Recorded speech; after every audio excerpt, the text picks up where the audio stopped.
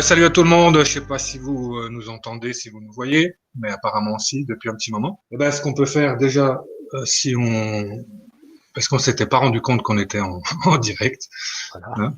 Voilà. Tu peux me rappeler peut-être tu sais, les questions qu'on avait laissées en suspens. Oui, complètement. Il y La- avait la semaine passée une question de Stéphane. Selon ton point de vue, qu'est-ce que c'est réussir sa vie? Et un deuxième point sur la même question, c'est est-ce que le sens du mot réussite a changé pour toi suite à ton EMI? Mhm. Euh, Bah, du coup, enfin pour moi, réussir sa vie, c'est déjà ne plus avoir à se poser de questions si on est en train de la réussir justement. Tu vois, c'est un peu ça ma perception des choses. C'est-à-dire à partir du moment que c'est que je me pose encore des questions sur ce que je suis en train de faire, je suis peut-être à côté, quoi. Donc, je sais pas si ça va bien répondre parce qu'il faut pas aller chercher. Souvent, les gens te demandent quel est le but de la vie, quel est le ci, quel est ça. Enfin voilà, on essaye toujours un peu de globaliser tout ça. Mais, moi, ce que je me suis rendu compte, c'est qu'il fallait aller chercher en soi. C'est-à-dire que tous les matins, je me lève et je me demande, voilà, pourquoi je me lève et qu'est-ce que j'ai envie de faire de ma journée. Maintenant, de globaliser ça avec tous les autres, non, parce que du coup, on est un peu dans l'erreur. Et voilà. Donc, réussir sa vie, je pense que c'est être au quotidien dans quelque chose qui flotte. Ça ne se calcule pas trop à l'avance, quoi. À partir du moment que c'est que tu te poses aucune question, tu fais ta journée comme tu l'as fait, et que le soir tu vas te coucher sans même te demander ce que tu as fait de ta journée. En fait, je pense qu'on est en plein dedans. Ouais, c'est ça. Enfin, pour moi, réussir sa vie, c'est être au quotidien, à l'instant, sans se poser vraiment de questions, savoir si c'est bien, pas bien. Enfin voilà. On en revient un petit peu à l'idée de cadeau, hein. Tu parles de ce qui se passe en ce moment. Ça Ouais, fait partie de ça, alors, finalement. Pas se poser c'est trop de questions et c'est juste ça. avancer. Prendre ça. Et bon, puis même moi, voilà, hein, je te dis, rien qu'aujourd'hui, justement, ce cadeau commence à être un peu empoisonné, c'est-à-dire que ça commence à faire long, quoi. Voilà. Donc, il faut que je lâche encore tout ça, quoi. Tu vois, enfin, on n'a pas non plus,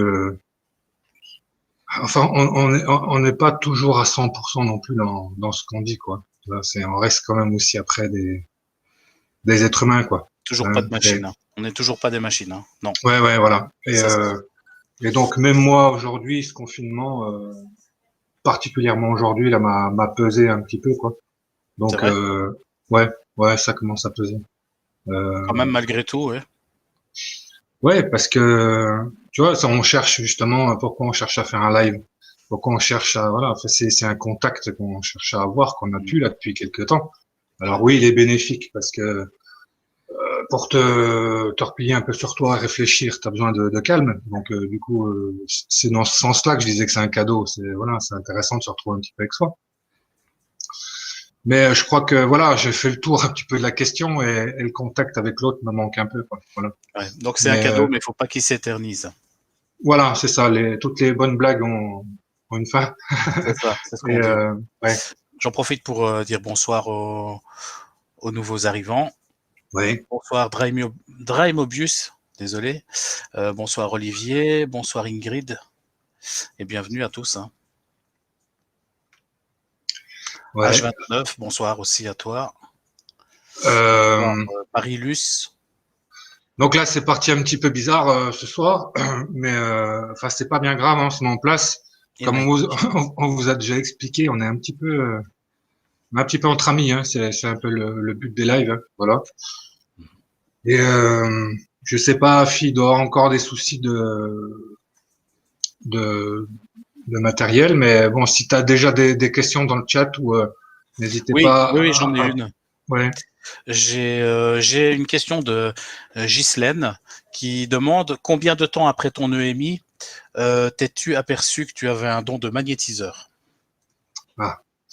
Euh, alors, combien de temps après ce que j'avais expliqué, j'ai passé à peu près 3 ans et demi derrière mon expérience de mort imminente, très très mal, en fait, très mal en point. C'est un peu le sujet de ce soir, là, on développera un petit peu tout à l'heure. Mais si tu veux, au bout de 3 ans et demi, j'ai croisé une énergéticienne, magnétiseuse, qui m'a fait un soin qui m'a libéré de tout un tas de peurs et d'angoisses par rapport à cette expérience. Et suite à ça, elle m'a indiqué en fait que j'avais la possibilité d'aller faire du soin. Donc, derrière mon expérience de mort imminente, il y a 3 ans et demi qui se sont passés, et là, on me initie quelque part à ça. Et derrière cette date-là, j'ai mis encore presque 2 ans pour vraiment accepter le fait d'être magnétisé. En fait. À accepter aussi parce que c'est absolument pas ce que je voulais faire. Les gens qui me connaissent, en fait, voilà, avant cette expérience-là, il était hors de question pour moi, toutes ces pratiques, toutes ces choses-là, je l'ai dit déjà 50 fois. C'était vraiment du grand n'importe quoi. Donc, de là à me transformer justement comme ça, voilà. Donc, il a fallu que je travaille sur moi par rapport à ça. Que tu Et acceptes cette situation. ouais, Cette situation, c'est vrai. c'est vraiment accepté. Alors, souvent, les gens disent oui, vous avez de la chance, c'est un cadeau. C'est oui, d'accord. Je peux comprendre que c'est quelque chose qui attire beaucoup et qui est assez magique en fait. Hein. Même moi, pour moi, je le prends comme ça aujourd'hui. Mais au départ, ça n'a vraiment pas été simple. Et c'est comme je disais au début, hein, tous les gens que j'ai eu en soins, il fallait impérativement qu'ils me fassent un retour sur ce qui s'était passé, quoi. Donc voilà, le combien de temps, on va dire 3 ans et demi, 4 ans, pour me rendre compte de tout ça. Enfin, on m'a encore ouvert les yeux là-dessus. Et puis après, pour être vraiment à 100% dans ce que j'étais en train de faire, voilà, ça a pris encore une année de plus, à peu près. Ouais, ouais. Donc voilà, mais ce que j'ai compris aussi, c'est qu'on est tous capables hein, de faire tout ça. Hein. Simplement, il faut être dans l'accueil de tout ça et accepter un petit peu ce qui peut se passer par rapport à tout ça. Comme par exemple, ce qu'on avait expliqué, les perceptions médium qu'on peut avoir, celles que j'ai eues pour toi, j'en ai d'autres. Ça, c'est pareil, c'est des choses aussi qu'il faut accepter. Il faut être capable aussi d'en parler. Voilà, et à partir du moment où c'est qu'on va accepter, qu'on va être capable d'en parler, ça va se mettre en place, on va dire, se développer. Et puis après, c'est quelque part du bonheur, quoi, hein, quand on intègre tout ça. Mais même quand on intègre son expérience de mort imminente, ça devient un bonheur. Mais le chemin qu'il faut faire jusque-là, en fait, est des fois un petit peu difficile. Quoi. Ouais. C'est toujours dans le lâcher prise, en fait. Hein. On en revient toujours à ça. Hein. Le fait de se faire confiance à soi-même et à ce qu'on peut ressentir plutôt qu'à ce qu'on calcule d'habitude. Ouais, c'est vraiment, je dis, accueillir les choses comme elles sont, quoi. Et pas chercher à les justifier, à les mentaliser, à les voilà. Voilà. Vous me recevez? Ah, le voilà quand même lui. Oui. C'était à 20h49, hein, pas. Ouais, je sais, mais il y a eu un petit, voilà, un petit ajustement technique. Bon, au dernier moment, la technique n'a pas voulu. Je finis mon café, il est froid maintenant. Non, il n'y a pas de problème. Donc bonsoir à tous. Voilà, j'ai raté le début. Ça fait rien. Tu regarderas en replay. Non. Pas de souci. Donc voilà, je vais vous mettre une petite vidéo qui est un extrait alors un petit instant, de l'entretien de Nicole Dron qui a été fait par Tistria. Donc ça remonte quand même déjà à combien, 2 ans, 3 ans peut-être? Parce que ça, oui, au moins. Voilà, donc la chaîne Tistria qu'on ne présente plus, qui a maintenant déjà pas mal de vidéos sur YouTube. Ils sont très bons, ouais, ils sont très bons. Voilà, qui a fait voilà l'interview voilà incroyable de Frédéric. Hein, donc voilà, on va vous partager un extrait. Et dans cet extrait, Nicole Dron explique à quel point ça a été difficile pour elle de les années où elle a dû se taire.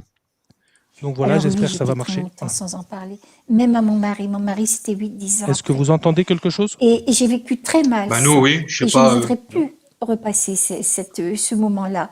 Parce que, quelque part, il y avait une peur en moi d'en parler, peur qu'on ne me comprenne pas, qu'on ne me croie pas, peur de passer pour une illuminée, dans le mauvais sens du terme. Et je me reniais pour être comme tout le monde.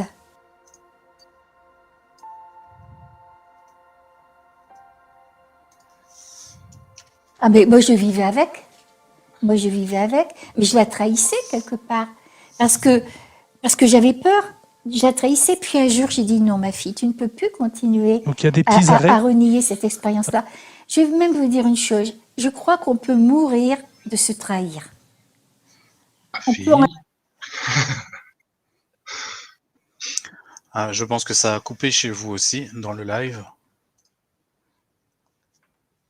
Je pense que Bon, l'idée, de toute façon, est là. Simplement, si vous aviez pas fait attention sur son témoignage, le fait de dire, voilà, on peut en mourir, en fait, de rien dire. C'est vraiment ce qu'il y a de plus terrible à surmonter, c'est ça, vraiment. Alors pour plusieurs choses, pour ce qu'on a à dire déjà, pour nous l'accepter, hein, comme j'expliquais, tu passes à travers un mur. le matérialiser quelque Ouais, part. Ouais. déjà vraiment l'accepter toi, quoi. Et, ce que tu as vécu pour ce que c'est. Et après être capable de le raconter, ça c'est encore une autre chose. Et puis au-delà de ça, de trouver les oreilles qui vont écouter ce que tu as à dire. Et après, il y a toujours cette peur du jugement, de voilà, toutes ces choses-là qui sont terribles, hein, terribles. Et on sent le soulagement. Hein. Ah, On sent son soulagement une fois qu'elle a terminé par pouvoir en parler. ouais. On sent tout le poids justement de ce que c'était de ne pas pouvoir en parler. Mais ça le fait à tous. Hein. Il y a pas longtemps, on a fait une petite un petit témoignage d'un monsieur là en Haute-Saône, monsieur Agri, un monsieur qui a fait l'expérience il y a une vingtaine d'années, je crois, qu'on n'a jamais parlé. Et ce petit podcast là qu'on a fait, on l'a simplement enregistré en vocal, ça lui a fait un bien fou en fait. Et parce qu'il est tombé sur des oreilles qui savaient et qui pouvaient l'entendre. Et ça, c'était important, tu vois. Et si ça en reste que là, c'est déjà quand même beaucoup. C'est pour ça que sur tous les protocoles qu'ils font pour dans les hôpitaux, dans les choses comme ça, ce qui serait intéressant, c'est qu'on puisse nous ou d'autres, hein, c'est pas voilà, des oreilles pour tous ces gens qui ont des choses à raconter. Et ça, c'est ce qu'il faudrait que les scientifiques ils puissent comprendre. C'est ce que j'avais déjà expliqué chez Jans là, quand on avait échangé un petit peu 2-3 mails, voilà, par rapport à ça. Et je leur avais simplement suggéré en fait d'être que des oreilles et sans jugement. Au moins comme ça libère. Ça libère déjà la personne qui a vécu ce truc-là. Ça lui enlève déjà un poids.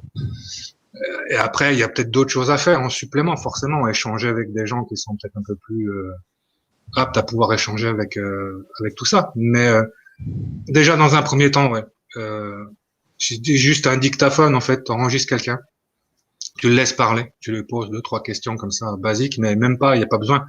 Quelqu'un qui a vécu une expérience de mort imminente, il attend pas des questions, il va juste te parler de tout un tas de trucs. Il va juste écouter ça dans la bienveillance en fait, ce qu'on a du mal à trouver forcément jusque là quoi, jusqu'à aujourd'hui. Et c'est un petit peu la prétention que je peux avoir avec cette histoire d'association là, de Emimit quoi. C'est vraiment offrir une oreille. On l'a déjà eu plusieurs fois d'ailleurs, parce que ce qu'il faut comprendre aussi, c'est que les gens qui restent dans le silence comme ça, ils vont plus facilement s'ouvrir, en tout cas parler à quelqu'un comme moi ou comme toi ou à Fi ou d'autres, hein, mais plus qu'à un médecin, si tu veux, tu vois, il y a quand même déjà quelque chose qui se passe, c'est-à-dire que moi, combien de fois on m'a dit, bon, j'y vais franco parce que je sais que vous me prendrez pas pour un dingue, voilà, donc ça c'est hyper important quoi. Voilà. Les gens se lâchent vraiment et dans le mot lâcher, c'est pas je vais pas te raconter n'importe quoi sous prétexte que tu es capable d'entendre n'importe quoi. Évidemment. C'est ça aussi, hein. Ça part pas dans la magie ni dans le fantasme, hein. C'est vraiment des choses voilà. De toute façon, nous, quand on les écoute, on ressent bien ce qui se passe. Hein. Et quand tu as quelqu'un qui te témoigne de son expérience, je te prie de croire que tu sens vraiment le poids des mots et ils sont vraiment choisis. Enfin voilà, donc c'est pas du délire et tout ça quoi. Donc c'est pour ça que c'est vraiment important que les gens sachent voilà quoi. On essaye de structurer quelque chose pour être là, pour écouter, pour aider à avancer, à intégrer. Parce que comme je l'ai dit tout à l'heure, cette expérience-là, elle devient magique à partir du moment que c'est que tu vas l'intégrer quoi. Tant que tu as encore des soucis avec ça, voilà, c'est un petit peu compliqué. Ouais. Donc voilà, c'est un peu ce que j'ai à dire. Je sais pas. C'est ce que tu dis, on le ressent fortement à travers les différents témoignages. Hein. À chaque fois que je regarde une vidéo de témoignage, je sens justement. Bon, je ne vais pas dire la magie qui opère parce que c'est rarement un premier témoignage qu'on va nous mettre en vidéo. J'ai l'impression qu'à chaque fois que la personne va en parler, elle va se libérer un peu plus justement par rapport à ça. Et ça serait pas mal que ça se généralise, le fait d'avoir des oreilles attentives, même au niveau médical, je veux dire d'avoir une cellule spécialisée là-dedans qui permette, rien que pour le bien-être du patient déjà, de pouvoir se libérer sans attendre 20 ans ou 10 ans ou même un peu moins. Mais ouais, je suis complètement d'accord que jusque-là, peut-être que dans les hôpitaux, ils n'ont pas le temps. Tu vois ce que je veux dire? Il n'y a pas de choses qui. C'est vrai que ça demande du temps aussi. C'est un travail supplémentaire, tout ça. Mais moi, je pense que voilà, il faudrait réfléchir rapidement à tout ça. Alors, Frédéric, oui. Tu sais que tu me connais que je n'oserais jamais te couper dans un élan, mais là, c'est exceptionnel. Je ressens une perception, si tu veux. C'est-à-dire que je vois un visage, si tu veux, dans mon esprit.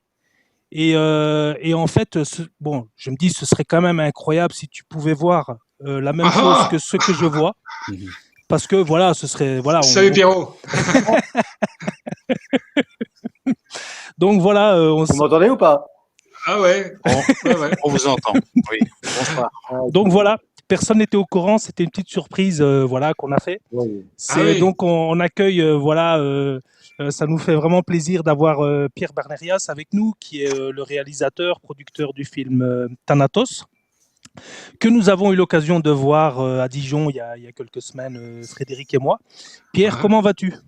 Très très bien. Et vous?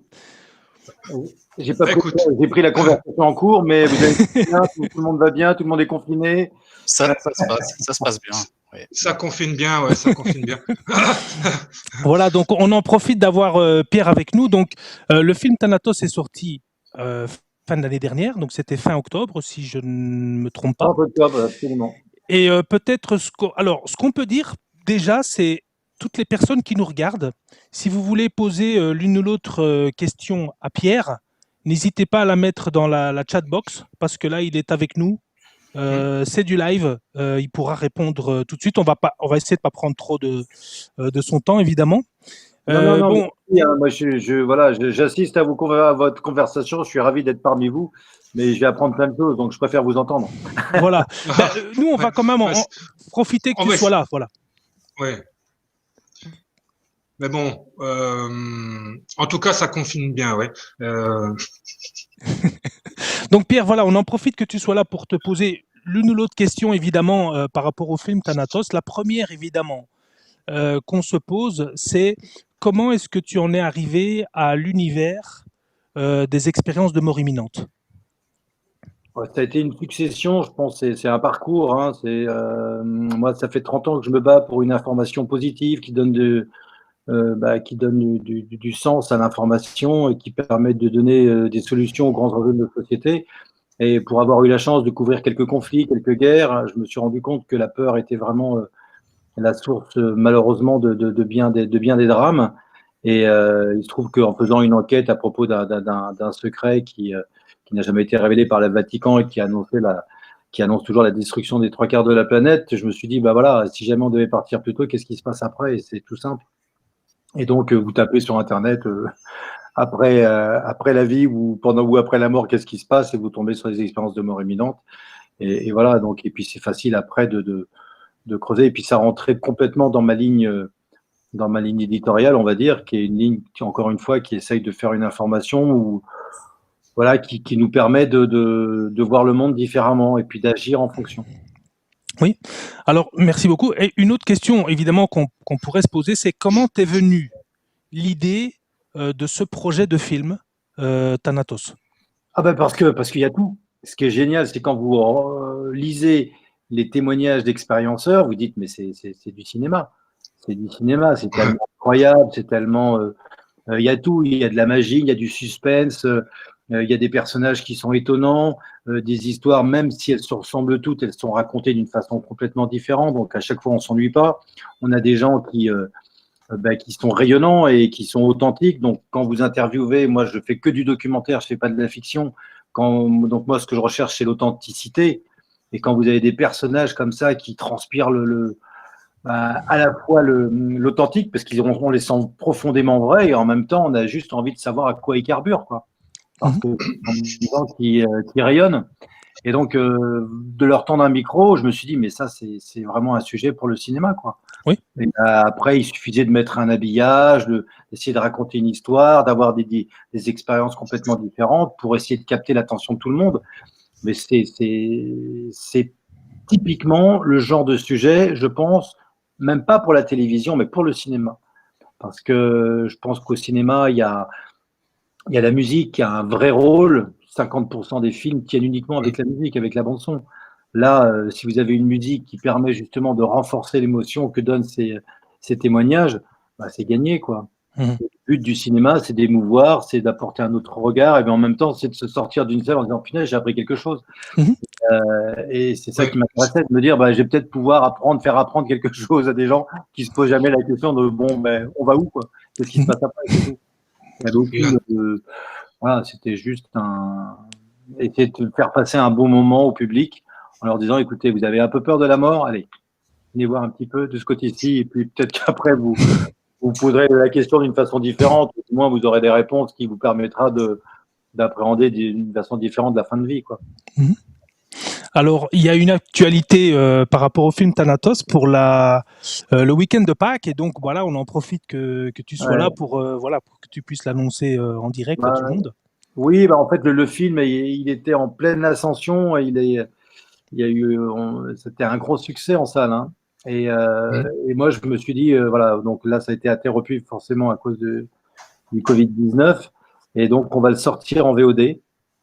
Et on va sortir le film dimanche et lundi en VOD, et en sachant que voilà, quasiment une grande partie des recettes ira au SAMU 69, qui nous a ouvert ses portes pour le tournage. Et je voulais vraiment, à travers cette sortie en VOD, également maintenant rendre un petit peu l'ascenseur à ceux qui nous l'ont donné pour ce tournage qui n'a pas été simple. Mais et puis moi, j'ai découvert des gens extraordinaires. Les gens du SAMU, ce sont des héros. Et je parle pas que des médecins, je parle de tout le petit personnel. Il n'y a pas de petit personnel pour moi, loin de là, parce qu'on est tous utiles. Quoi que l'on fasse, ça va du balayeur à celui qui va nettoyer tous les jours les portes et autres. Et moi, j'ai découvert un univers incroyable où vraiment les gens donnent leur vie pour essayer de sauver les autres. Et donc, ça me semblait naturel de reverser une partie des petites recettes qu'on va avoir. On va pas faire des 1000 et des 100, mais c'est juste le geste qui me semble important aujourd'hui de faire dans des moments qui nous concernent tous, quoi. Mmh. Alors, je vais en profiter aussi, si Frédéric ou Vince, ont peut-être une question pour toi. Je sais qu'ils n'étaient pas préparés. Je voulais absolument leur faire cette surprise. Je pense que c'était réussi. Ça, c'est fait. Du coup, on n'a rien préparé. Hein, voilà. Enfin, moi, je prépare jamais rien. Dans le chat que je salue encore pour les nouveaux arrivants. Bonsoir Mickaël. Bonsoir. Non, Marius était déjà là. J'ai de nouveau 2 questions pour Frédéric. N'hésitez pas à poser de nouvelles questions également. On a Olivier qui demande si tu as eu l'occasion, Frédéric, de rencontrer d'autres expérienceurs, justement. Oui, j'ai l'occasion. Oui, pour avoir participé à des groupes de parole. C'est l'association Yance, voilà, en France, là, qui chapeaute un petit peu tout ça. Et donc, j'ai fait partie quelque temps, voilà, d'un groupe de parole sur Dijon. Donc, on était une petite dizaine. Et puis surtout, donc c'est là que j'ai rencontré d'autres, hein, mais c'est aussi au fil enfin des rencontres et des conférences que je fais un peu partout, quoi. À chaque fois dans une salle, Pierre, tu avais fait le petit test là sur le cinéma, c'est-à-dire dans une salle, alors que ça soit pour le film Thanatos qui est complètement dans le truc, ou une conférence qu'on peut être amené à faire de notre côté. On demande toujours s'il y a des expérienceurs dans la salle, et il y a à peu près 5 à 7% des gens sur place en fait qui ont fait l'expérience. Alors c'est toujours intéressant. Je les attends toujours aussi à la fin pour pouvoir échanger, parler. Et là sur les 7%, il y en a peut-être que 1 ou 2% qui se présentent. Parce qu'il y en a encore beaucoup, et c'est pour ça qu'on est là ce soir, c'est pour ça qu'on est là souvent. C'est pour sortir toutes ces personnes-là de l'ombre un petit peu et les contraindre. J'aime pas trop le mot, mais en tout cas les amener Les encourager. à témoigner ou à se faire connaître en tout cas. Pour qu'on puisse avancer avec tout ça. Et justement, le film que tu as fait, Thanatos, c'est intéressant là-dessus. C'est-à-dire que moi, j'ai eu plein de retours par rapport à ça, en disant mais moi aussi, alors du coup, je vais témoigner. Tu vois, c'est vraiment important parce que souvent les gens, comment dire, Afi, tu disais voilà, il y a un certain nombre de personnes dans le film. Moi, je peux être sur YouTube. Enfin voilà, d'autres ont fait des lives. Il y a cette espèce de star system qui est pas bon là. Enfin, c'est-à-dire à partir du moment que c'est que tu as été vu quelque part sur un écran, enfin voilà, ça met quelque chose en place qui est à mon sens malsain. Parce que c'est pas fait pour ça. Enfin, faut que vous compreniez, c'est qu'on se met pas en avant pour être des stars. On se met vraiment en avant pour vous montrer que c'est possible et que vous aussi, enfin dans votre canapé, là, ce soir, vous disiez, ouais, ben voilà, j'ai bien envie de raconter mon histoire à ce gars-là ou à quelqu'un d'autre. Hein. Mais voilà, parce que ça fait un bien fou, en fait. Voilà. Souvent, en conférence, on me remercie pour ma conférence. Et moi, je dis, mais c'est moi qui vous remercie. Parce que vous m'avez écouté et je me suis fait du bien, mais incroyable. Et le fait que ça soit un partage, c'est juste magique, quoi. C'est juste magique. Moi, je kiffe ça à fond. Et on est sur le sujet de la mort ou de la prévie ou peu importe comment on appelle ça. À Chambéry, on s'est marré. Enfin, pendant 45 minutes de conférence, les gens ils se sont marrés. Tu ressors de là, c'était quoi le sujet? C'était l'expérience de mort imminente. J'ai gagné, quoi. Voilà, c'est vraiment, c'est comme ça qu'il faut appréhender tout ça, quoi. Donc, ouais, c'est ton film. Il est juste parfait pour ça, parce que c'est le cinéma aussi, et ça met un cran supplémentaire à dire waouh, mais voilà. Alors il y a des types qui vont au cinéma pour raconter leur histoire, et leur histoire c'est la même que la mienne. Donc ça c'est vraiment important. Ça fait avancer le truc. Ça me plaît bien. Voilà. Donc je sais.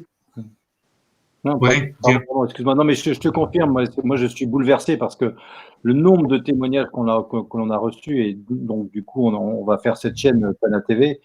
On a reçu plus de quasiment 200 témoignages aujourd'hui.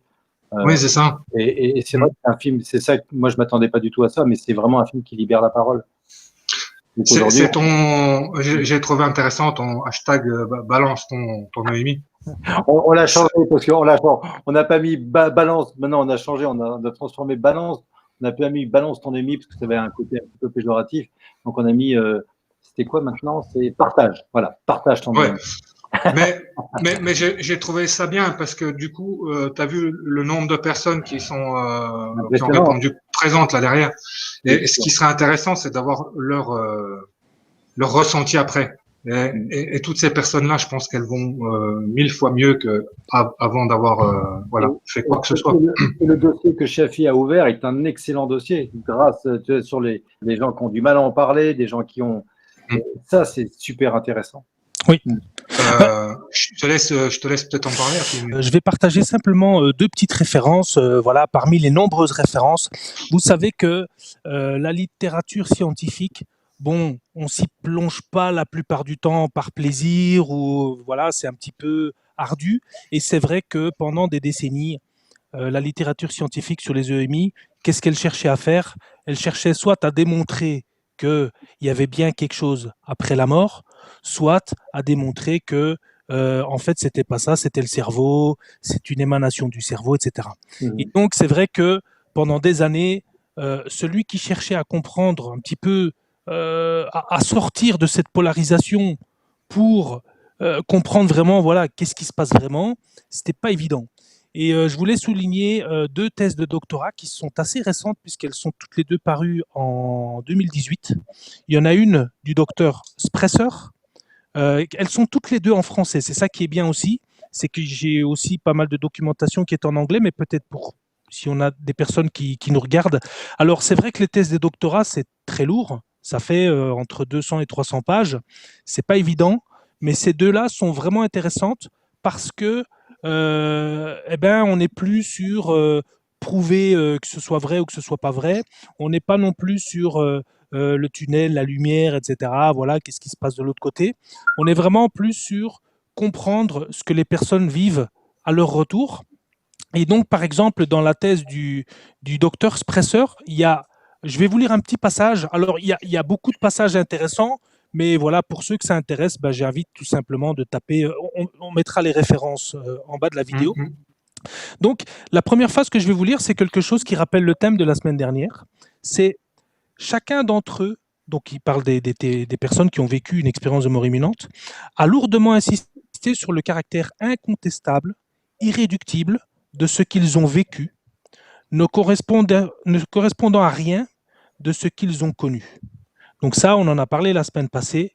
C'est pas un rêve, ça ne ressemble pas à une autre expérience qu'on a déjà eue, c'est autre chose, c'est plus fort, c'est plus réel. La phrase suivante, c'est cette phrase-là sur laquelle je te proposerai de rebondir, Frédéric.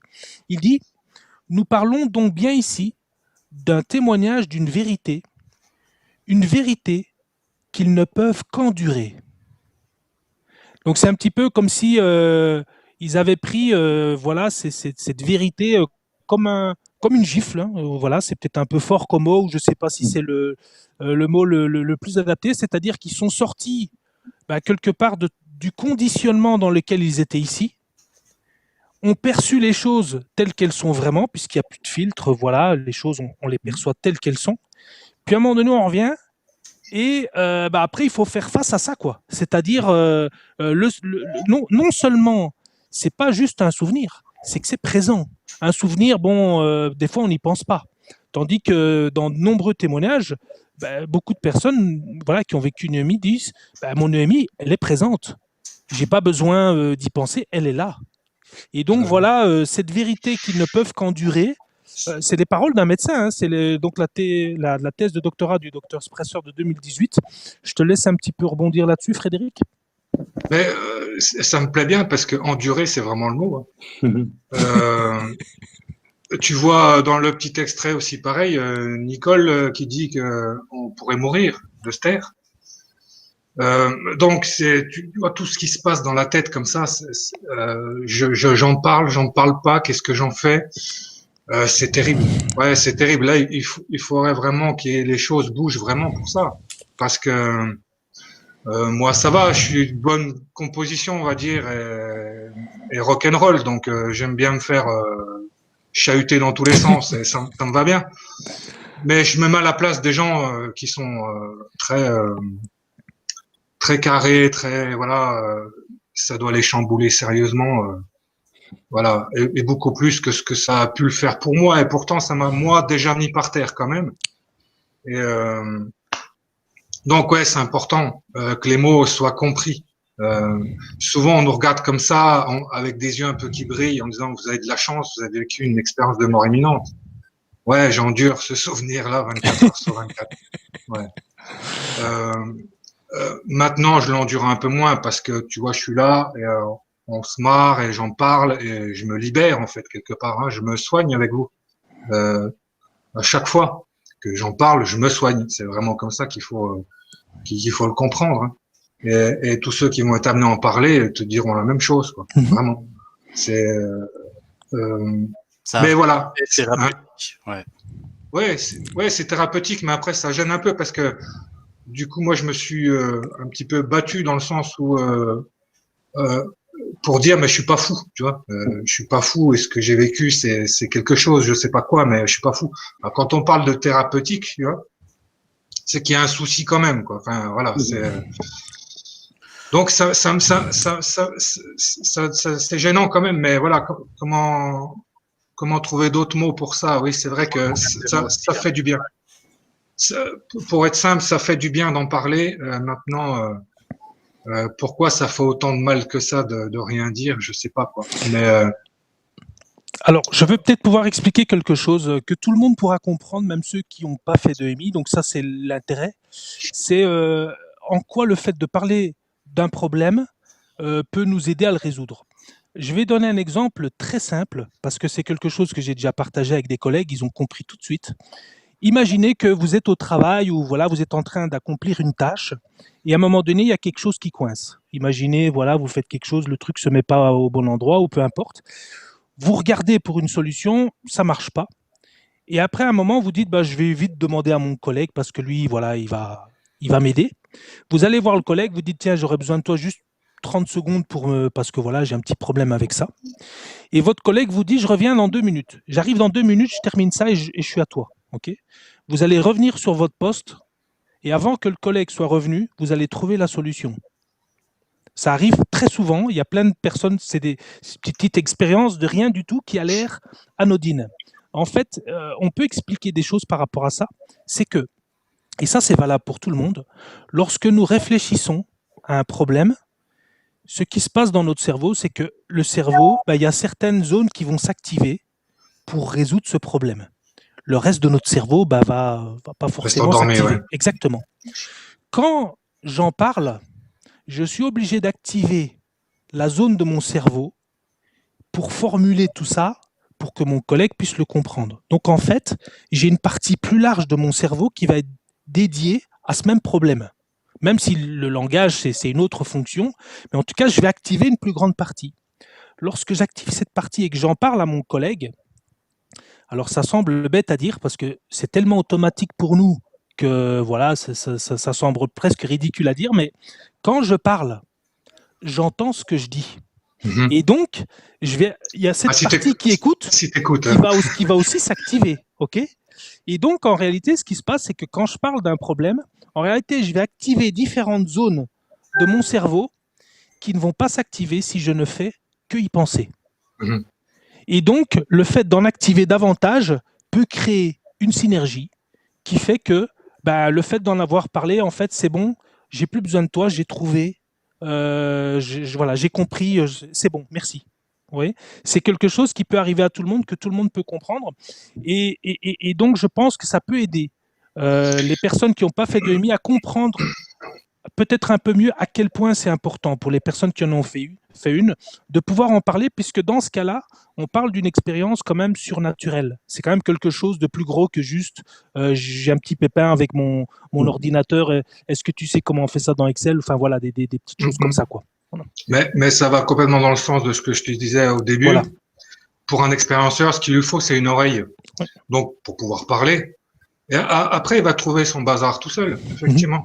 Oui. Personne ne va régler le problème d'un expérienceur, mais voilà, c'est intéressant, du coup, de réexpliquer ça comme ça. C'est-à-dire le fait d'en parler, voilà, ça va aller mieux. Oui. Ouais. Merci, docteur. Non. Alors, moi, je ne fais que citer. Hein. Voilà, j'ai vraiment, sans aucune prétention, mais je pense que c'est important de souligner qu'il y a des études récentes qui vont vraiment dans le sens de comprendre les choses et d'arrêter d'essayer de prouver ci ou ça, mais simplement de clarifier. Et je pense donc c'est important de faire référence à ces personnes. J'en ai une autre ici. Alors, je pourrais vous citer pas mal d'exemples d'expérienceurs qui ont partagé leurs témoignages. Vous savez que moi, ce qui m'a amené aux expériences de mort imminente, c'est vraiment l'après. Donc, je me suis vraiment intéressé à quelles sont les difficultés par lesquelles passe un expérienceur. Et donc, voilà, j'ai pas mal de références, mais voilà, petit à petit, au fur et à mesure des lives, je vais essayer de partager le maximum de choses. Mais donc là, c'est la thèse du doctorat du docteur Mathieu Delvaux de 2018, qui est aussi, vous pouvez la télécharger sur Internet, c'est très facile. Comme je vous dis, c'est assez long à lire, mais c'est vraiment intéressant. Ok, donc là, je vais prendre juste 2 petits extraits. Donc là, c'est l'extrait voilà, de quelqu'un qui a fait une EMI et qui partage un petit peu, voilà, pas sa colère, mais bon, il est pas content. En fait, ce qu'il dit, c'est « Je souhaiterais simplement que les professionnels médicaux et soignants reconnaissent qu'il se passe quelque chose que la science n'est pas en capacité d'expliquer. À aujourd'hui, alors pour moi, entendre un professionnel de santé dire que l'on ne souffre pas dans le coma, que la conscience ne survit pas après la mort, est incompréhensible. » Ok, donc ce sont des personnes, voilà, qui disent, voilà, moi je me suis réveillé d'un coma, j'étais en face d'un professionnel. En gros, j'essaie de lui expliquer quelque chose et le professionnel, voilà, pour cette personne-là, était complètement à côté de la plaque. C'est-à-dire que, voilà, entendre des paroles comme ça de la bouche d'un professionnel, voilà, bon, bah, comme ce qu'on a dit la semaine dernière, c'est des rêves et tout ça, ou bien de dire, voilà, il y a pas de conscience et tout ça. Ben, pour certaines personnes, c'est plus acceptable. Et je sais que ça, c'est un sentiment que tu partages, Frédéric. Je vais juste en lire encore une toute petite. Le déni, la psychiatrisation, les tentatives de réduction à des explications scientistes sont insupportables. D'autant que les médecins sont caution et référence dans la construction des discours véhiculés. C'est-à-dire que les médecins, de par leur fonction, mais aussi leur statut, parce que médecin, c'est pas seulement une fonction, c'est aussi un statut. Hein. Beaucoup de personnes encore aujourd'hui se tournent vers le médecin pour savoir qu'est-ce qui se passe, docteur. Et donc, voilà, c'est des prises de conscience qui doivent se faire dans le milieu médical. Et comme je disais, ce qui est intéressant, c'est que c'est un docteur qui parle de tout ça dans sa thèse de doctorat. Et comme je le disais, voilà, ça mérite d'être souligné. Ouais. Et puis il est temps que ça bouge vraiment aussi, quoi. Mais on va peut-être patienter encore un peu. Voilà. Je vais terminer sur une petite touche de quelque chose qui m'a vraiment plu dans toutes ces recherches. C'est le livre de quelqu'un qui s'appelle Patrick Sorel, qui a écrit un livre qui est gratuit. C'est un livre que vous pouvez trouver sur Facebook. Vous tapez Patrick Sorel et le titre, c'est « L'expérience de la liberté intérieure ». Et donc, il dit plein de choses géniales. Je trouvais vraiment, il y a des idées vraiment géniales. Et il y en a juste une que je voulais vous partager ce soir. Je garde les autres en suspense. En fait, il dit qu'une EMI, c'est une révolution dans la vie d'une personne. Et il explique qu'une révolution, ce n'est rien d'autre qu'un retour à l'évolution. Et je trouvais ça intéressant parce que ce serait un petit peu comme si on disait, ben voilà, avant la révolution, ben on est arrivé au bout du bout, et puis à un moment donné, voilà, on pédalait dans la semoule, on faisait du surplace, voilà, enfin ça n'évoluait plus. Et la révolution, c'était ben en fait ce retour à l'évolution, c'est-à-dire c'est ce qui permet de se remettre en marche peut-être, et souvent évidemment dans une révolution, c'est de changer de direction. Est-ce que tu dirais, Frédéric, que ton EMI a été une révolution pour toi dans ce sens-là? Ben oui, complètement, parce que et je pense que le fait de mouliner et tout ça, c'est tous les filtres qu'on arrive à se mettre au fur et à mesure des années dans la société, dans tout ça, quoi. Donc effectivement, au bout d'un moment, ça s'arrête, il se passe plus rien. Et le EMI, c'est vraiment ça, ouais, tu fous tout par terre et tu retournes à la source quelque part, tu remontes sur le vélo et tu pédales de nouveau, enfin, jusqu'à ce que tu te remettes des filtres ou des choses comme ça. Je fais attention tous les jours. Moi, dès que je vois un filtre passer, je tends le poing et je le casse. Voilà. Mais oui, c'est tout à fait ça, en fait. Ouais. C'est de nouveau se remettre en piste, ouais. Oui. Ouais. Donc, voilà, voilà, comme vous voyez, on est tous passionnés par le sujet, donc on pourrait tous en parler pendant longtemps, mais les lives, c'est vraiment l'occasion aussi d'interagir avec voilà, les personnes qui regardent. Donc voilà, je propose qu'on retourne aux questions qui Oui, sont dans la box. autre chose qu'une question aussi, donc on dit encore une fois bonsoir aux nouveaux arrivants, bonsoir Alissa, je vois, et également recherche commune, ainsi que Amy Hosanna. Désolé si je prononce mal, mais on a recherche commune qui nous demande, enfin qui va te demander, Afi, C'est ça. peut-être d'éviter le terme surnaturel. Voilà, ça plaît pas énormément. On parlait de la difficulté des mots choisis tout à l'heure. Ouais, je comprends. Et c'est un petit peu épineux. Comme quand je Alors, parlais de thérapie tout à l'heure, c'est vrai que c'est pas le meilleur mot. non, je C'est suis tout compliqué. à fait d'accord. Voilà. Euh, Je passe le mais message. Soit non, dit. je suis tout à fait d'accord. Et l'idée, c'est pas du tout de le justifier ou pas. Non, il faut Je pas, suis rien. mais je Ouais. suis mais je suis content. C'est simplement que il faut aussi se souvenir qu'il y a toute une partie, comme je l'expliquais la semaine dernière, de personnes, une grande partie même de personnes qui aujourd'hui ne sont toujours pas au courant que des expériences de mort imminente ça existe. En effet. J'en ai encore rencontré, je pense il y a 3 semaines. Quelqu'un à qui j'ai parlé et qui n'était pas du tout au courant. Et donc, les personnes voilà, qui tomberaient là-dessus, c'est plutôt dans ce sens-là, dire que pour eux, voilà, c'est des choses qui leur semblent un peu surnaturelles. Mais bon, voilà, je suis tout à fait d'accord en même temps avec voilà, donc, c'est vrai, le mot surnaturel peut prêter à confusion. Je ne le défends pas du tout, mais c'est aussi pour se mettre quand même à la place de personnes voilà, qui ne connaissent rien aux EMI, qui n'ont jamais entendu parler de Moody et qui pourraient se dire, oh là là, mais qu'est-ce que c'est que ce truc voilà. Il n'y avait aucune animosité, hein, simplement. Oui, C'est oui. une question de termes, d'où la Oui, difficulté aussi oui. de mettre des mots sur des choses qu'on connaît. Après, il faut pas oublier qu'on est en live, qu'on est en direct, qu'on est sans filet, qu'il faut trouver du vocabulaire rapidement pour pouvoir répondre.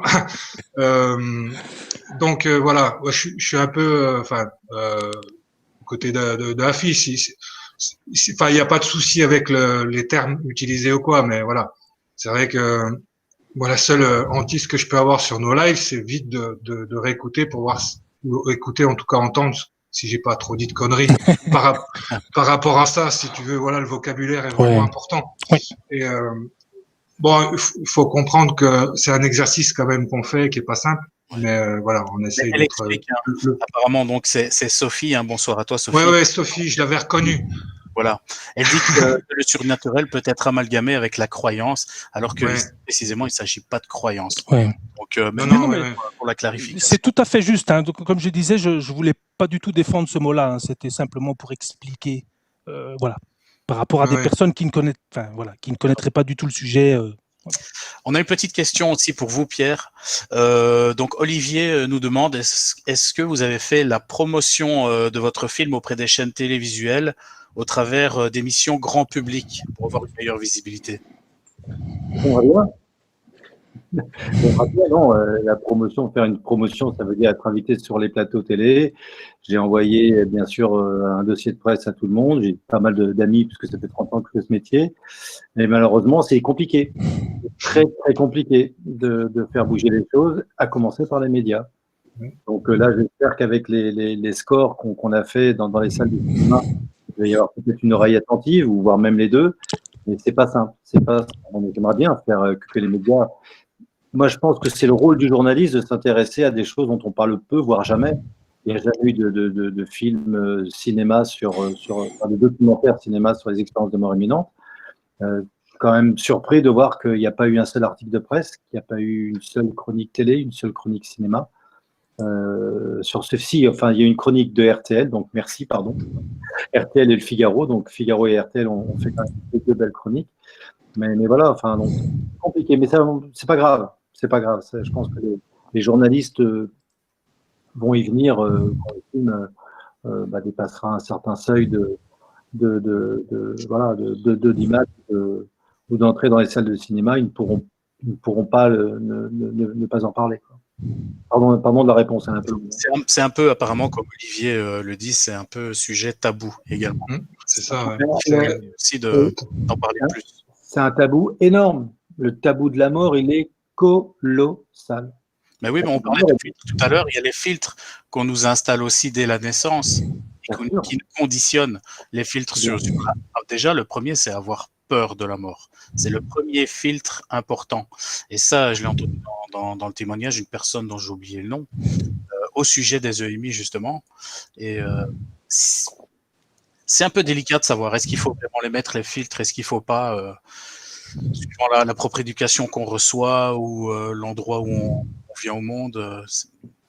Moi, je pense que c'est la première question qu'on devrait se poser. Hein. Qu'est-ce qui se passe après? On va où? Regardez, aujourd'hui, on a un exemple flagrant.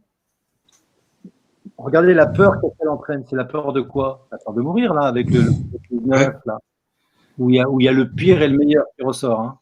Moi, je parle du pire, là. Il y a des gens qui se font la guerre dans les supermarchés, qui dévalisent tout, qui s'en prennent, qui en vont aux mains, quoi. Enfin, et puis tout le monde qui s'enferme. Enfin, c'est effrayant. Mais au secours, tout ça. Je suis pas en train de dire qu'il faut pas se confiner. Je suis pas en train de dire qu'il faut pas. Mais attention, attendez, quand même, il faut savoir aussi. Voilà. Moi, dans tout ça, ce qui me fait peur, c'est qu'ils ont peur de mourir tous. Il n'y en a pas un qui a envie de vivre. Tu vois, parce que dans le comportement dans lequel beaucoup de gens sont en train de se placer, c'est pas la vie, ça. Enfin, voilà. Pas... Bien sûr. Non, et c'est là où je me dis que, et ça c'est vrai pour avoir fait cette enquête en étant parti de zéro, hein, moi je pense que les expérienceurs sont une chance pour notre société d'aujourd'hui. Vraiment une chance. Complètement. 99% des gens ignorent complètement et n'ont jamais entendu parler de EMI. Vraiment, hein, alors qu'on est dans une société où on a accès à tout. Mais à part les 2% de privilégiés qui s'intéressent à autre chose qu'à leur nombril et qu'à leur steak, pardon, mais s'il y a très peu de gens aujourd'hui, on est dans une société où voilà, c'est métro, boulot, dodo, et puis voilà, tu poses pas d'autres questions. Quoi. Oui, mais tu seras bien d'accord que des gens comme moi, comme d'autres, on est dangereux pour le système. C'est pour ça qu'il y a ces filtres. Bien sûr, parce que quelqu'un qui est bien, quelqu'un qui est heureux, qui est en paix avec sa finitude, il consomme moins. Oui. L'obstacle, c'est le marché. Le marché, il a besoin des peurs, parce que les peurs, ça fait vendre, ça alimente le marché. J'ai l'habitude de dire, mais c'est vrai, rien que le marché de l'armement, 2400 milliards chaque année, 2400 milliards chaque année. C'est pathétique, quoi. Donc, c'est un truc de fou. Rien que ça, déjà, ça devrait questionner. Là, voilà, on a la peur, donc on va s'armer pour tuer l'autre. Mais ok, très bien, mais so what? Et je pense qu'effectivement, si on était tous en paix avec notre propre finitude, et ben le marché. Tout se casse la gueule. Comme moi, le marché, et tout l'argent va ailleurs, d'ailleurs. Mais voilà, on est prêt à accueillir. Et là, bon, je sais pas ce qui va se passer vraiment, mais quand je vois ce qui se passe avec cette fameuse pandémie, j'espère qu'on va tirer des leçons de ça. Hein. J'espère que l'homme va pas recommencer à faire ce qui. À chaque fois, dès qu'il y a quelque chose, dès qu'il y a des guerres, on recommence toujours. Quoi. On recommence toujours la même chose. Là, j'espère qu'il va y avoir une prise de conscience. J'espère que les gens vont être un petit peu plus. Peut-être qu'effectivement, cette pandémie va peut-être se poser les bonnes questions. Donc, c'est sortez de l'ombre. Oui, c'est ça, voilà. Vraiment, on a besoin de vous entendre, quoi. Et pour ça, et c'est la raison pour laquelle j'ai décidé d'aller dans la salle de cinéma, non pas parce que les salles de cinéma, forcément, vous touchez moins de personnes. Et d'abord, c'est parce que les chaînes de télé ne s'y intéressent pas. Et deux, en même temps, la bonne chose, c'est que vous êtes complètement libre dans le cinéma de faire ce que vous avez envie de faire. Dans les télévisions, vous n'êtes plus libre. Faites ce que la chaîne vous demande de faire, c'est différent. Et c'est ce côté liberté là que j'aime bien dans ce que tu es en train de faire. Et aujourd'hui, c'est bon, c'est ce que c'est, mais ça va forcément prendre sa place petit à petit, et il n'y a pas forcément besoin de la télé pour ça. Bien sûr. Voilà. C'est plus long, c'est plus astreignant, c'est plus compliqué. Après, maintenant, je trouve que les réseaux sociaux sont là, grâce à vous, grâce aux chaînes YouTube. Voilà, on sent qu'on est. Voilà, on peut dire non, on peut dire stop. Hein. Heureusement qu'on fait des lives de temps en temps pour se détendre. Oui, mais moi, je crois justement que c'est grâce aux réseaux sociaux aujourd'hui que le monde va pouvoir bouger. Vraiment. Pas dans les médias traditionnels qui sont tous liés au pouvoir. Hein. C'est évident. Toujours, les médias, depuis 50 ans, alimentent la peur. grâce à une Ouais. agence de presse, grâce à 3 agences de presse qui ont été créées dans les années juste après la guerre. Ça fait 50 ans, ça fait 70 ans qu'on vous balance toujours les mêmes infos. Toujours les mêmes infos. Aujourd'hui, à part le coronavirus, c'est terminé. Le monde s'est arrêté. C'est fini. Ah, il n'y a plus de problème de compteur Linky, il n'y a plus de problème de. Non, c'est fini. C'est fait. Ah, ouais. C'est terminé. Ne l'oubliez pas. C'est- Le 5G, tout ça, enfin bref, on n'est pas là pour ça, mais. Mais Non, bon, c'est le système, hein. Le système, la peur. Encore une fois, c'est la peur. C'est la peur. Allez, vous en voulez encore? On vous en remet une petite soupe ce soir. Allez, hop, une soupe de peur, là, pour bien maintenir dans la dépendance. On nous maintient. Moi, j'ai arrêté. Hein. J'ai coupé la télé. bah oui, ça fait plus de 10 ans que c'est fait aussi, moi, mais ça fait du bien. Et puis la peur aussi, je voudrais dire ça un petit peu à tous ceux qui nous écoutent et qui sont dans la peur.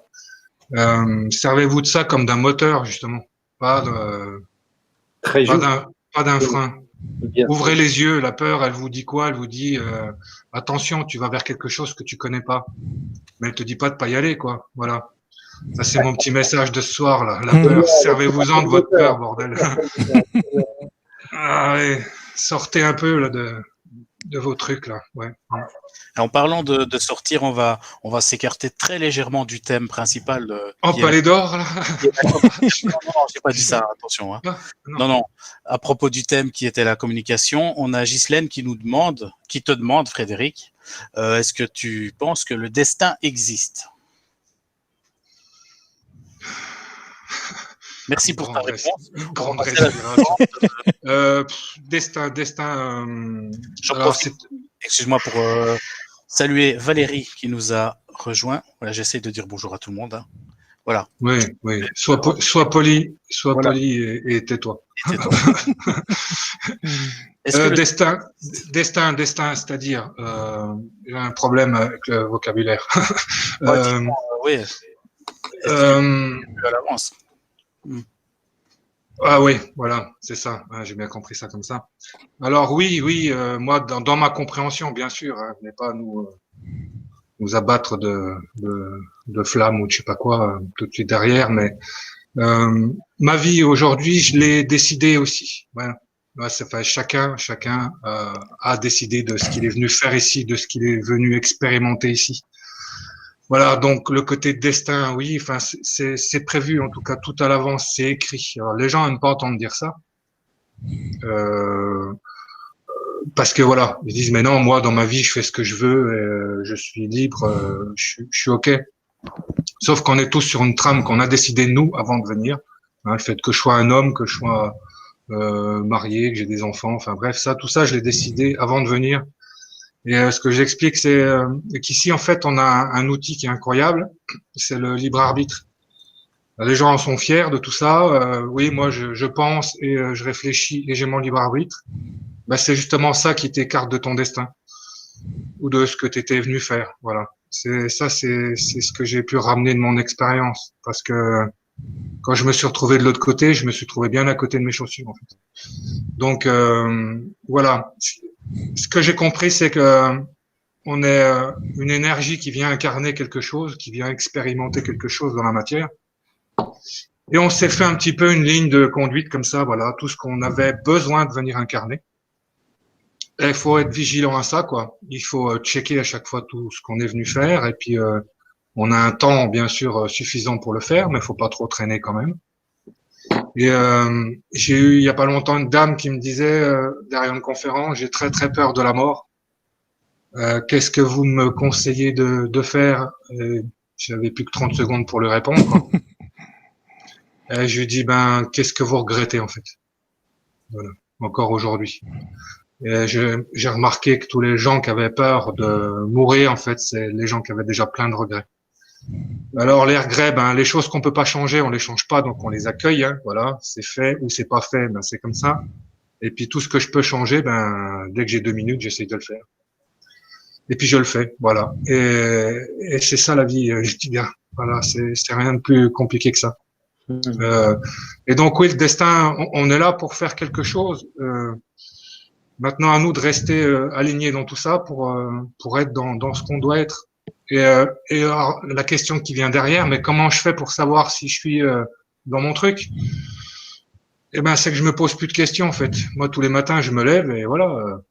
Comme dit, je respire, je suis vivant, et je vais aller me faire ma journée comme tout le monde. Et je me demande pas ce que je fous là, quoi. Et donc, je sais que je suis bien à ma place. Voilà. À partir du moment que c'est que tu as toujours des questions, des choses, des trucs comme ça, c'est qu'on est peut-être un petit peu trop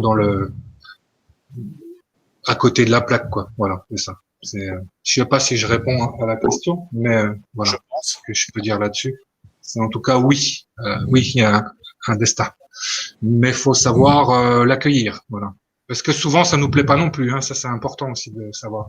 Et là, ce que j'ai prévu de faire ne me plaît pas forcément non plus. Oui. Mais il faut que je le fasse. Oui. Voilà. Donc Peut-être que sur le papier, ça paraît plus facile. Puis quand on se lance, il faut assumer derrière. tu sais, c'est l'histoire que j'aime bien raconter. C'est tu vas dire à un gamin, attention, touche pas le four, c'est chaud, tu vas te brûler. Voilà. Tu vas passer ta vie à lui dire ça 50 fois, 60 fois. Le petit haut, il va tourner autour, jusqu'au jour où il va foutre la main dans le feu, enfin, dans le four. Il va se brûler. Et là, après, c'est lui qui va dire attention, le four, ça brûle. Ben, c'est un peu ça, en fait, ce qu'on est venu foutre ici. C'est se brûler la main dans le four. Et donc, le libre arbitre des gens, va, voilà, autour de toi, on va t'empêcher de te brûler, alors que tu es venu te brûler. Donc, voilà, c'est ça aussi, la vie. C'est-à-dire, ce que j'explique aux gens qui me le demandent ou qui sont en interaction avec moi, c'est je fais moi ce qui me semble bon de faire, même si c'est des conneries. Et surtout, je laisse les autres faire leurs conneries aussi. Enfin, j'interagis pas dans ce que quelqu'un d'autre veut faire. Souvent, tu sais, on dit tiens, je pense vouloir quitter mon boulot. Qu'est-ce que t'en penses? Mais j'ai rien à penser, moi. Toi, tu veux quitter ton boulot, bah quitte ton boulot. Qu'est-ce que je te dis? Toi, vas-y, fais l'expérience. Bah ouais, je vais pas te dire non, il y a du chômage, un machin. Non, quand tu quittes ton boulot, quitte ton boulot. Qu'est-ce que tu veux que je te dise? Et moi, de mon côté, pareil. Si je te dis que j'ai envie de quitter mon boulot, je vais le quitter. Mais que tu me dises oui ou non, ça changera pas. Tu vois, c'est là-dedans aussi qu'il faut vraiment être vigilant dans tout ce qui se passe, quoi. C'est important. Et donc oui, on est destiné à faire des choses, et plus vite on se cale dans tout ça, mieux on est, quoi. Ouais, Ici, on a Mika qui nous dit quelque chose d'intéressant par rapport à ce que tu as déjà expliqué au travers de tes conférences. Il dit que nous sommes partis d'un tout. Oui. Et c'est vrai que tu disais que, je vais dire de ce côté-ci, c'est un peu compliqué de trouver les mots. On a tendance à. T'as vu, hein, vas-y, cherche. Allez. Comme étant, je cherche, hein, ça carbure. On a tendance à penser qu'on est une seule personne en fait et qu'on est complètement séparé des autres, alors que tu as pu faire l'expérience en passant de l'autre côté que c'était pas forcément le cas. Tu as ton individualité, Oui. et en même temps, tu fais partie de tout le reste. C'est ça. En fait, on est 4 là en visio, Ouais. mais énergétiquement, on est la même chose. J'aime bien dire, voilà, si je te marche sur le pied, c'est à moi que je fais mal. Mais c'est ça, en fait. C'est comme ça qu'il faut comprendre le truc. Et j'aime bien dire que on est dans la matière, en fait. C'est une nécrose de l'énergie. Et nécrose, pourquoi? Parce que c'est négatif. Enfin, c'est lourd, c'est pesant. Et en fait, le corps que tu nous présentes là, le mien, pareil. Voilà. C'est comme si on coagulait, tu vois. Voilà. Mais l'énergie qu'il y a derrière, la tienne, la mienne, c'est la même, quoi. Et l'énergie, tu vas comprendre ça, la conscience. Parce qu'il faut trouver des mots, faut mettre des mots. Donc, du coup, ce que t'es, ta réflexion, enfin, toutes les choses qu'on va mettre sur la conscience, eh ben, la tienne, la mienne, c'est pareil, quoi. Et on interagira différemment. Pourquoi? Parce qu'on va pas nécroser pareil. Et donc, ça va interagir différemment. Mais c'est tout. La différence, elle est juste là. Donc après, à nous de se retrouver un petit peu en soi. Alors ça fait un peu après. Voilà, il faut se retrouver en soi, dans le cœur, dans le machin, enfin un truc. Mais c'est vraiment ça. Et ce que je disais en fait, c'est que dès que tu arrives à vraiment te retirer, à être en toi, dans ton cœur, hop, tu seras jamais seul parce que du coup, bah, tu as accès à tout et à tout le monde. Enfin, c'est assez curieux quand même comme quand les gens font de la méditation et qu'ils touchent ce qu'ils appellent la nirvana ou je sais pas quoi, ben c'est juste parce qu'ils se retrouvent dans la soupe avec tout le monde, quoi. Et ça donne un boost assez incroyable. Et pourtant, le but, c'est de se retrouver en soi. Et dès que t'es en toi, ben, t'es en tout le monde. Enfin, je peux pas enlever ça de son contexte, mais hein. Compliqué à se représenter, hein. Enfin, de mon point de vue, en tout cas. Ouais, parce que j'ai même du mal, moi, des fois, même en le racontant. Par contre, et ce serait intéressant, c'est de pouvoir mettre des images là-dessus. De ce côté-là, tu vois, le film et tout ça, enfin, ça peut être intéressant aussi. De venir mettre des images sur des mots. Ça apporte, comme on disait, mes tableaux, par exemple. Voilà. Je mets une image supplémentaire sur une vision, sur ce que j'ai vécu. Et ça va encore apporter notre lecture à la personne. Et ça, c'est vraiment important. Parce que, oui. Je peux peut-être rebondir sur une belle citation qui vient donc du livre de Patrick Sorel, L'expérience de la liberté intérieure, qui dit « Habiter son corps n'est donc pas suffisant. Il faut être ce corps, se fondre en lui, quitte à s'oublier en tant qu'âme pour pouvoir mieux accomplir sa mission sur Terre. » Donc voilà, c'est encore une autre approche, mais c'est aussi de quelqu'un qui a fait une expérience de mort imminente. Voilà. Donc c'est ça, c'est complètement ça. C'est ton corps en fait qui va te permettre d'interagir avec l'autre, enfin dans la matière. En s'oubliant. Ouais. Donc il faut vraiment l'intégrer aussi, ce corps. Il faut pas le rejeter. Souvent, voilà. Moi on me dit vous êtes dans le magnétisme, dans le truc. Enfin voilà. Comme si j'étais dans les étoiles. Je dis non, je suis ici, je suis ancré, je suis dans mon corps. Mais c'est là où je trouvais que l'expression était, enfin, je trouvais ça sympa. Habiter son corps n'est pas suffisant. Oui, c'est ça. Oui, il faut être son corps aussi. Enfin, faut accepter, voilà, d'être dans cette incarnation. Enfin, je veux dire, d'être incarné pour faire des choses, quoi, pour être aussi. C'est pas juste pour voilà que le temps passe, mais c'est pour être quelque chose ici, pouvoir faire des choses. Ça, en fait, le discours est facile à comprendre quand tu as fait l'expérience de mort imminente. Je comprends maintenant les gens qui n'ont pas fait cette expérience-là.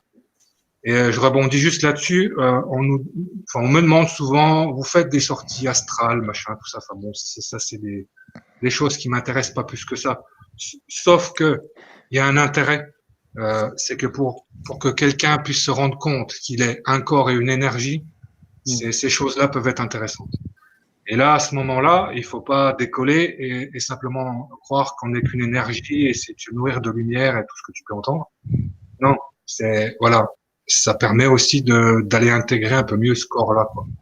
Et de bien sentir la différence que je disais. Je suis jamais, enfin, on n'est pas tout seul. Je suis un corps et une énergie. Donc à nous deux, on évolue comme ça. Et ça fait un peu schizo, quoi. Voilà. Mais c'est comme ça. Tous ceux qui ont fait l'expérience de mort imminente, ils ont cette conscience-là. De dire, voilà, ils sont une énergie. Et le plus important pour moi aujourd'hui, c'est l'énergie que je suis. C'est pas le corps que je te présente.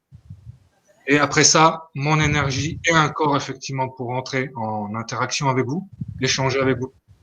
Mais c'est pas ce que je suis. Voilà. Je suis autre chose. Mais dans ce qu'il dit, c'est intéressant. Il faut vraiment habiter ce corps-là pour pouvoir aller à fond dans l'expérience qu'on est venu faire, dans la matière, quoi. Voilà. Il faut avoir les pieds sur terre quand même. On est là pour ça. Donc, il faut vraiment, voilà, vivre ça à 100% aussi, quoi. Voilà, je sais plus. Oui, on peut rebondir là-dessus. Sophie nous demande, enfin certainement à toi, Fred, est-ce qu'on peut représenter l'énergie commune par un atome pour l'unité et toutes les particules qui lui donnent une c'est scientifique, ça, c'est pas Donc, est-ce qu'on peut représenter l'énergie commune par un atome pour l'unité et toutes les particules qui lui donnent une charge et un équilibre? Non, même après 2 fois, je ne comprends pas la question.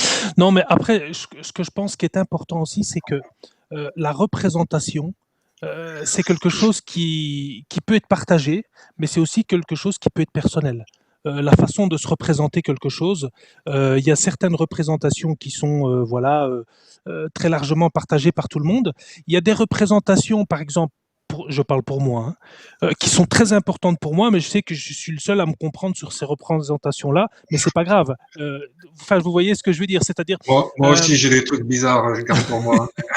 non, donc voilà, se représenter l'énergie, je pense que, en tout cas, à travers les témoignages d'expérienceurs, il n'y a pas de mots, de toute façon, pour se représenter ici les choses qui ont été vécues là-bas et plus spécialement la façon dont elles ont été perçues là-bas. Voilà, il n'y a pas de mots pour dire, il n'y a pas de vocabulaire, il n'y a même pas les concepts de base qui permettraient de faire des constructions plus détaillées. Donc, c'est pas évident. Donc, je te renvoie la balle, Frédéric, mais c'est sûrement pas évident. Voilà. C'est sympathique, mais je la mets dans le filet parce que j'étais en train de réfléchir justement. Et effectivement, non, je sais pas répondre à ça au niveau de la représentation de tout ça. Enfin, mais c'est vrai que c'est subjectif, la représentation. Justement, comme il n'y a pas de vocabulaire. Parce que c'est un peu space quand même comme affaire, parce que ce qu'il faut comprendre, c'est qu'on se retrouve dans cette énergie, donc on va dire l'unité, un. Mais on n'est pas mélangé, mais on est mélangé quand même. Enfin, c'est un truc incroyable. Ce que j'aime bien dire, c'est le petit verre d'eau, tu vois. J'avais sorti ça encore il y a pas longtemps. On est tout à chacun une goutte d'eau. Et après, tu as un verre d'eau qui est rempli à moitié, et on va dire que tu quittes donc la matière, hein, donc on met la goutte d'eau dans le verre d'eau. Donc t'as pas disparu, t'es là, mais t'es où? Enfin, tu vois ce que je veux dire. Après, on peut te ressortir en tant que goutte d'eau. Bon, c'est un peu comme ça que j'arrive à mettre une image sur ce qui se passe de l'autre côté, sur cette énergie-là, donc ce verre d'eau, plein de gouttes d'eau. Maintenant, comment représenter ça, je sais pas, parce que si de nouveau je vais chercher avec mon doigt ta goutte d'eau, je suis pas sûr que ça soit ta goutte d'eau que je récupère. C'est ce que Mika nous dit, hein, c'est que la représentation qui est très subjective, d'ailleurs elle peut pas être autrement parce que c'est une représentation et que c'est très personnel, voire intime. C'est très vrai. Oui, voilà. Bon. Parce que question suivante, alors du coup. Question suivante, on a Alissa qui nous demande, c'est pour Frédéric, pour changer un peu. Ah oui. Elle nous demande, voilà, tu vis ta vie de ce côté-ci, tu as l'impression d'avoir suivi ta mission jusqu'au bout correctement. Tu arrives de l'autre côté et tu te rends compte que c'est pas le cas. Tu es passé complètement à côté de la plaque. Eh bien, qu'est-ce qui se passe? De nouveau, je refais mon foin, j'essaye de revenir et de commencer. Rebelote. Et ouais, rebelote. Et souvent, les gens me disent, oui, mais moi, j'en ai tellement chié ici que le jour que je pars, j'en reviens pas. Je dis là, mon gars, c'est pas sûr. Et c'est pas toi qui décideras, surtout. Enfin, si, dans le sens, tu décideras, mais ce qu'il faut comprendre, c'est ça. Ce qu'on disait tout à l'heure, tout est prévu, tout est planifié. C'est-à-dire que je suis venu vivre des choses, ok? Des choses qui me plaisent pas forcément. Donc, si je les vis pas, je retourne de l'autre côté, on va me mettre face à ce que j'étais censé vivre et ce que j'ai vécu. Je vais être frustré quelque part. C'est pas ces mots-là qu'on utilise de l'autre côté, mais c'est juste pour qu'on comprenne. Ah bah tiens, j'ai pas fait ça comme ça, ou j'ai fait ça comme ça alors que je devais pas. Enfin voilà. J'aurais qu'une envie en fait, c'est d'aller recommencer. Voilà. Et tant que je fais pas ce que j'ai prévu comme je l'ai prévu, je reviens. Avec un petit sourire sadique, c'est-à-dire je pense à tous ceux qui disent non, j'en veux plus. Eh ben réfléchissez bien en fait, parce que ce soit la maladie, que ce soit enfin tout ce qui peut être dégueulasse à vivre ici en fait. Hein, c'est pour ça souvent j'aime bien dire que de l'autre côté, on est plusieurs à être passés, voilà, la lumière, le paradis, voilà, l'enfer, on le vit tous les jours ici. Voilà, cherchez pas autre chose dans l'explication. C'est vraiment dans ce sens-là, et tout ça peut être vécu comme un paradis. Enfin, ce que j'avais dit la semaine dernière à Fille, j'ai dit tiens, ce confinement-là pour moi c'est un cadeau. Bon, on n'a pas eu trop de réflexion, on n'a pas eu trop de coups de fusil ni de quoi que ce soit. Mais c'est comme ça que j'ai pris ça la semaine dernière, voilà, et c'était vraiment réel. Et là, on est dans le juste en fait, voilà. Je dois vivre ça, comme beaucoup d'autres, le monde entier apparemment. Mais en tout cas, moi, voilà, je le vis comme un cadeau, donc quelque chose de positif. Et je vais en retirer forcément quelque chose de positif dans tout ça. Donc, pour expliquer, c'est ça, quoi. Voilà, c'est effectivement, c'est ce que je dis en conférence. J'ai l'impression d'être là sur mon chemin. Et je fais un petit peu le malin, voilà, j'ai changé, j'ai dans mon comportement, dans ma manière d'être. Mais j'ai encore cette petite trouillasse derrière la tête qui me dit, merde, est-ce que t'es pas encore en train de faire un truc de travers, quoi. Là, je m'en apercevrai assez tôt, hein, c'est-à-dire que voilà, le retour de l'autre côté, de nouveau les livres, ou voilà. Mais on te montre ce que tu as fait, ce que tu devais faire, et voilà.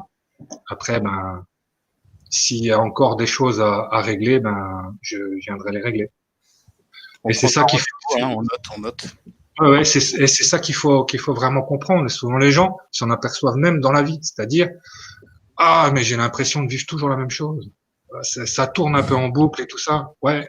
Eh ben, écoute, la prochaine fois que ça te passe devant le museau, essaye de voir un petit peu ce que t'en fais, parce que t'en fais pas la bonne chose. Si ça revient, c'est que t'as pas compris. En fait. Donc voilà, c'est même déjà dans la vie, en fait, ça nous le fait. Il y a plein d'exemples, puis chacun derrière son écran va en trouver au moins un ou deux. Mais voilà, c'est ça qu'il faut comprendre. Quand tu as des choses qui arrivent comme ça en boucle, en plus, ça va aller de plus en plus négatif. C'est-à-dire que moins tu comprends, plus ça va être virulent pour te faire comprendre, quoi. Et voilà, donc quoi dire d'autre? Oui, j'espère, comme tous, être sur mon chemin, puis pas trop faire de conneries, voilà. Mais si j'en fais, pourquoi pas, je les assumerai, hein, parce qu'il n'y a pas de souci. C'est un truc qu'il faut comprendre aussi. Soyez qui vous êtes, en fait, et n'ayez pas peur d'être, voilà. On n'a pas toujours la tête pleine d'arc-en-ciel et de choses comme ça, hein, voilà. Donc, mais faut assumer ce qu'on est, ce qu'on dit, ce qu'on fait, et puis ça se passe plutôt pas mal. C'est mieux en tout cas. Ouais. Sur le papier, ça n'a pas l'air compliqué en tout cas. Ouais, mais même en dehors, tu sais, c'est voilà. Il faut pas chercher à voilà. Tu sais, j'aime bien dire ça aussi. La dernière fois, on m'a traité de con. Bon, voilà, c'était pas forcément ce qu'on. C'était pas un monsieur avec une guitare, non. Hein, de quoi? C'était pas un monsieur avec une guitare? Peut-être. Ah. Il était pas transparent, non? Il était physique. Oui. Non, si. Il était transparent. Non, c'est pas le problème. C'était lui. Dans le sens, il me traite de con parce qu'on n'était pas d'accord, voilà, sur un sujet, et puis on n'aurait jamais été d'accord de toute façon. Mais j'ai eu ce petit truc là comme ça, et je suis assez content de le ressortir quand je peux. C'est je vais simplement demander la définition d'un con, en fait. Et je lui dis, mais un con, c'est être différent de ce que t'es, de ce que tu penses. Il m'a dit, bah oui. Bah alors j'ai dit, ok, c'est bon, c'est moi le con. Et ça m'a fait du bien, et lui un peu moins. Voilà. Mais voilà, ça rejoint ce que je suis en train de te dire, qu'il faut pas avoir peur d'être un con. Ou, voilà. Si c'est toi le con, ben prends, et puis avance avec ça, quoi. Ouais. Je voudrais rebondir peut-être, Frédéric, sur voilà certaines difficultés, parce que voilà, en rapport avec le thème de ce soir, qui est de devoir faire comme si. Oui. Ça t'a pris un certain temps avant de faire le grand saut quelque part. Oui. Une fois que voilà, tu as eu ton EMI, puis à un moment donné, tu as voulu en parler. Tu as vu les réactions qu'il y avait autour de toi, etc. Donc tu t'es dit, oh là là, on va quand même être prudent. Oui. Puis à un moment donné, voilà, tu sens que c'est à l'intérieur. Qu'est-ce qui, selon toi, a été le déclic pour toi pour faire le grand saut et pour décider d'en parler, qui pourrait vraiment peut-être aider des personnes qui sont encore dans le silence aujourd'hui, ou dans la difficulté par rapport à ça? Ben, en 2009, je vis cette expérience-là qui est extraordinaire quand même, hein, avec le recul, qui est même plus qu'extraordinaire, et qu'une seule envie, c'est de la raconter à tous, pour enlever cette peur de la mort, pour essayer d'apporter quelque chose de différent dans la compréhension de la vie, tout ça, tu vois, voilà. Oui. Quelque chose de plus léger, et de me dire, putain, mais on s'emmerde vraiment, en fait. C'est plus simple que ça, quoi. Voilà. J'ai vu ça, je vais vous raconter ça, ok? Donc, j'avais ça en moi, que je tais forcément parce que l'accueil n'a pas été très sympathique, d'une part, parce qu'on me prend vraiment pour un demeuré. Donc, ça, c'est quand même pas quelque chose de simple voilà. à recevoir. Mais ce qui a eu comme déclic, c'est que je suis resté 3 ans à peu près comme ça, mais très mal. Hein. Donc, le médecin me proposait juste des anxiolytiques pour que j'arrête de parler, en fait. Voilà. Pour que j'arrête de me poser des questions, pour que j'arrête de si. J'ai dit, écoute, c'est gentil, mais non, mais ça va te faire du bien, ça va te reposer. Voilà. C'est un peu comme ça. C'était le discours qu'on te donnait, quoi. Et si tu veux, au bout de 3 ans, alors ça a mis 3 ans quand même, mais j'ai senti en moi monter, tu vois, comme une espèce de violence, vraiment. Et je me suis dit, si je continue, je vais devenir fou. Mais là, vraiment fou. Et les gars qui vont avoir à me gérer, ils vont avoir du mal. Voilà, je sentais que je partais vraiment dans quelque chose d'assez violent, en fait. Hein. C'est vraiment, voilà, tu perds pied, en fait. Voilà. Ouais. Et j'ai tapé du poing sur la table et j'ai dit, putain, t'es pas revenu pour ça. Donc, tu vas parler. Voilà. Et celui qui est pas prêt à entendre ce que tu as à dire, bah, c'est son problème. Voilà. Je me fous complètement de ce qu'on va penser de moi et j'ai tout envoyé ça à chier en 10 minutes, en fait. J'ai dit, on pourra me prendre pour un fou. Moi, je sais que j'en suis pas un. Maintenant, celui que mon discours va déranger, c'est son problème, c'est pas le mien. Et je suis parti avec ça. Et du coup, alors ça m'a fait un bien fou et avec une appréhension parce que je me suis dit, forcément, tu vas pas plaire à tout le monde. Ce que tu as à dire, c'est quand même. Et je me suis aperçu, en fin de compte, que si, voilà, ça a fait du bien à beaucoup. Ça plaisait aussi, ça a pas plu aussi, mais bon, j'ai essayé d'échanger un petit peu. Mais bon, quand tu as des points de vue différents, ben, c'est compliqué de faire changer les gens et surtout, j'ai aucune envie de faire changer les gens. Voilà, je dis ce que j'ai à dire et c'est tout. Après, chacun en fait ce qu'il a à en faire, quoi, c'est tout. Donc voilà, ce déclic, c'est ça. C'est soit tu pars et tu vires complètement fou et là t'es perdu pour toi. Soit tu te mets à parler. Et, je savais déjà au fond de moi que ça allait me faire du bien. Et j'ai simplement, c'est les autres qui te prendront pour un fou. Mais comme tu le seras pas, c'est pas bien grave en fait. Voilà. Chacun peut penser, voilà, ce qu'il veut de toi. Tu vois, il y a l'ego aussi qui est tombé par terre, qui a, voilà, tout ça, je m'en fous complètement. Et j'ai eu qu'une crainte, tu la connais, c'était que j'avais la garde de mes enfants. Et j'avais qu'une crainte, c'est que on vienne me les enlever parce que mon discours était pas très net. J'ai pris ce risque-là et voilà. Bon, ils sont partis d'eux-mêmes. Maintenant, ils sont chez leur maman, donc c'est leur choix et ça me va très bien parce qu'aujourd'hui, j'ai plus aucun frein par rapport à tout ça. Donc, voilà. C'est. Mais il faut savoir, voilà, que je me mets à la place des gens qui sont encore là aujourd'hui dans le silence et ça fait 20, 25, 30. On a eu le cas d'une dame, là, ça fait plus de 40 ans qu'elle a ça dans la tête. Elle en a parlé au début, c'était en 1966, je crois. On l'a quand même interné 6 mois. Donc derrière ça, elle a plus rien dit à personne. Donc voilà. C'est pour ça en fait que c'est important pour moi, pour vous aussi là. Vous êtes là aussi pour ça. Hein. Faire avancer tout ça, quoi. C'est vraiment soulager les gens. Ouais. Ça coûte rien et ça peut que faire du bien, quoi. Ouais. Voilà. Voilà, on arrive petit à petit vers la fin de ce live, donc voilà. Enfin, est-ce que tu voulais encore peut-être partager certaines choses ou peut-être on avait encore peut-être une question qu'on voudrait encore prendre? Une question, oui, pour vous, Pierre. Donc c'est à nouveau Sophie, très active ce soir, Sophie, qui vous demande. Bravo, Sophie. Elle vous demande qu'est-ce qui vous a amené à faire votre film? Qu'est-ce qui vous a amené à faire Thanatos? Bah, j'ai essayé de faire quelque chose de positif, de lever un tabou, qui est le tabou de la mort, parce que moi, c'est ça qui m'intéresse. C'est ma culture journalistique qui fait que j'aime bien faire des enquêtes et des enquêtes voilà, qu'on n'a pas forcément l'habitude d'entendre sur un grand média. Le cinéma pour moi est un grand média. Donc voilà, en même temps, ça a été, je pense, l'aboutissement d'un parcours. Moi, ça fait 30 ans qu'encore une fois que je milite pour une information positive qui donne du sens, qui permet de construire autre chose et surtout qui répond à des enjeux de nos sociétés. Et je pense que la peur de la mort, ça serait peut-être bien de l'enrayer un petit peu, quoi. Parce qu'on vivrait différemment aujourd'hui, on vivrait mieux, on consommerait moins, on serait plus respectueux des autres, de la planète, de tout, quoi. Donc, ça me semble utile en tout cas. Merci. Voilà. Voilà, merci à toutes et à tous et un super grand merci évidemment à Pierre voilà, qui nous a fait le plaisir.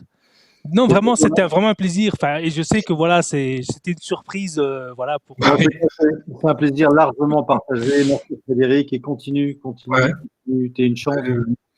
Et moi, je te dis, ça a été un enrichissement énorme. Moi, je suis comment ça s'appelle, un pourri gâté de pouvoir avoir accès à des gens comme toi, de pouvoir avoir accès à des histoires incroyables, des histoires folles et qui font grandir l'humanité. Donc merci et puis continuez.